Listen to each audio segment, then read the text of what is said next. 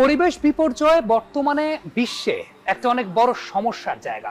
বিশেষ করে আমরা যেমনটা দেখতে পাচ্ছি গ্লোবাল ওয়ার্মিং, ছোটবেলায় আমরা প্যারাগ্রাফ লিখতাম, এসে লিখতাম, কিন্তু গ্লোবাল ওয়ার্মিং এর প্রভাব এখন আমরা হাড়ে হাড়ে টের পাচ্ছি।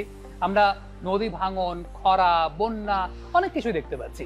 সেই সাথে সবচেয়ে গুরুত্বপূর্ণ যে বিষয়টা এসে দাঁড়িয়েছে সেটা হচ্ছে পরিবেশ বিপর্যয়ে মানুষের জীবনের উপর প্রভাব।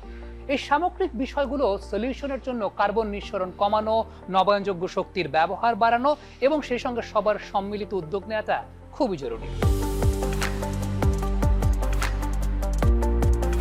ক্লাইমেট চেঞ্জ নিয়ে তো এখন যদি আপনি একটু ইন্টারনেটে ঘাটাঘাটি করেন, দুই পক্ষ পাবেন। যারা যারা বলে ক্লাইমেট চেঞ্জ কিছুই না, আরো কিছু কিছু আছে যারা যেসব পক্ষ বলে ক্লাইমেট চেঞ্জ আসলে পৃথিবীকে চেঞ্জ করে দিবে উইদিন দ্য নেক্সট 100 ইয়ার্স। বাংলাদেশে বসে আসলে ক্লাইমেট চেঞ্জকে অগ্রাহ্য করার কোনো কারণই নেই। আমরা কিন্তু বেশ ক্লাইমেট চেঞ্জের যে অ্যাডভার্স এফেক্টগুলো সেগুলোর অলরেডি আমরা ভোগ করছি। আমরা কিন্তু দেখছি যে বাংলাদেশ যদিও ক্লাইমেট চেঞ্জে খুব বড় ভূমিকা পালন করছে না, কিন্তু ওয়েস্টের যেসব দেশগুলো খুব বড় ভূমিকা পালন করছে ক্লাইমেটটা চেঞ্জ হওয়ার কারণে, এফেক্টগুলো কিন্তু ভোগ করছি দ্বীপরাষ্ট্র বা বদ্বীপ যেগুলো আছে, মালদ্বীপ, বাংলাদেশ, এরা। আমরা তো অনেক রিসার্চ এর মাধ্যমে জানতে পেরেছি যে হয়তোবা নেক্সট 50 বছরে মালদ্বীপ রাষ্ট্রটিই থাকবে না। এবং আমাদের দেশের যে দক্ষিণাঞ্চলের যে পার্টগুলো আছে, এখন যে দ্বীপগুলো আছে, সেগুলো কিন্তু বেশ হুমকির সম্মুখীন রয়েছে।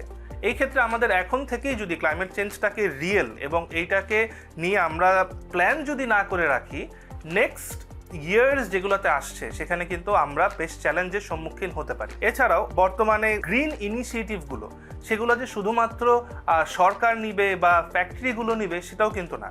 আমরা কিন্তু আমাদের নিজস্ব অফিসে, নিজস্ব বাড়িতে এই গ্রিন ইনিশিয়েটিভগুলোকে অবশ্যই সাপোর্ট করতে হবে। যেই সব জায়গাতে কাগজ দরকার নাই সেই সব জায়গাতে আসলে শুধু শুধু কাগজ প্রিন্ট না করে আমরা অনেক ক্ষেত্রেই ডিজিটালি আসলে ইনফরমেশন ট্রান্সফার করতে পারি।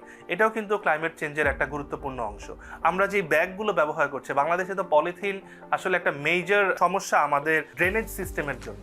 পলিথিনগুলোকে কমিয়ে আমরা যদি বায়োডিগ্রেডেবল ব্যাগগুলোকে ইন্ট্রোডিউস করতে পারি, এটা শুধুমাত্র বাসায় বলবো তা না, সব জায়গাতেই, তখন কিন্তু দেখা যাবে যে আমাদের ওভারঅল ক্লাইমেট চেঞ্জের যেই অ্যাডভার্স ইফেক্টগুলো আমরা এত বেশি ভোগ করছি, সেক্ষেত্রে আমরাও কিন্তু কিছুটা পজিটিভ ইম্প্যাক্ট ক্রিয়েট করতে পারবো। এছাড়াও আমাদের যেভাবে আসলে বিদ্যুৎ উৎপন্ন হচ্ছে, সেক্ষেত্রেও কিন্তু অনেক ক্ষেত্রে আমরা দেখছি যে ক্লাইমেট চেঞ্জ আসলে অ্যাডভার্স এফেক্ট পাচ্ছে। আমরা ফসিল ফুয়েল দিয়ে এখন বিদ্যুৎ উৎপন্ন করছি, ইটের ভাটাগুলো রয়েছে। তো এগুলো সবগুলোরই কিন্তু গ্রিন একটা option available in the market. তো আমরা যত তাড়াতাড়ি জিনিসগুলোকে আসলে অ্যাভেইল করব, তত আসলে আমার মনে হয় আমরা একটা গ্রিন সোসাইটি এবং একটা গ্রিন এনভায়রনমেন্টের দিকে এগিয়ে যেতে পারবো।